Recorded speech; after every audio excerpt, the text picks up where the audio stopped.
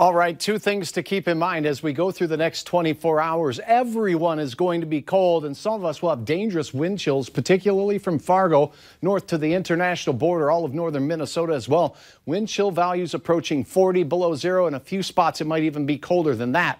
And at the same time, a weather system moving out of the Rockies will bring some significant snow potential. Be very close to some of our southern counties.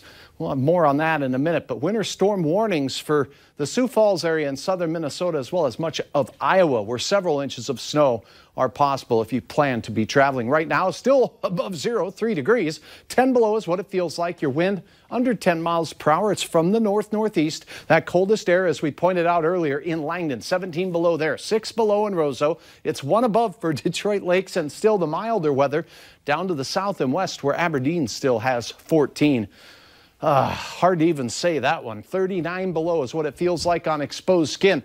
Speaking of which, frostbite can set in about 15 to 30 minutes with wind chills this low. So make sure you have something to stay warm with should your car or vehicle become stranded. Here's some snow moving through the central Dakotas. Not all of this is reaching the ground, but it is in parts of northeast Montana.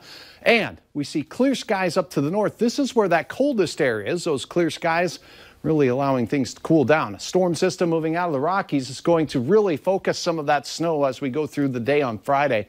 And your hour-by-hour forecast has been updated. There's changes. So here's what I want you to make note of. First and foremost, first thing in the morning, we'll have those wind chills between 30 and 40 below up north and close to that in Fargo. But down to the south, wind chills won't be as strong, but there'll be a chance for some really slippery roads in spots, particularly Dickey County, I believe, maybe even down in towards Sargent County.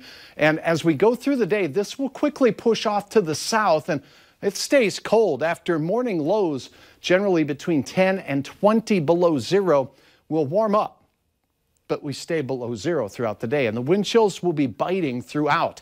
Then as we head into the evening, the chance of snow really moves away, and then the coldest of the air mass arrives as we go from Friday into Saturday morning with another round of wind chills in the 30 to this time 50 below category.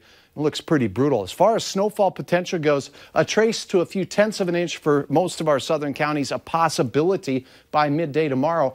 But we could see 1 to 3 inches in the western and southern reaches of Dickey County and maybe Sargent County. 11 below in Fargo with wind chills close to 30 below. We peak at 5 above.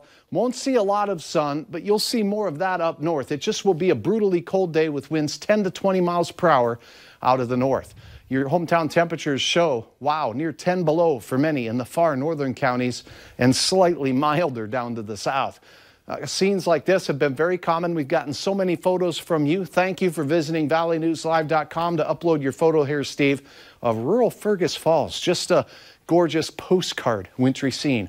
Here's a look at Saturday morning. Coldest air in Fargo, 19 below. Some of you will be in the 20s below zero up north.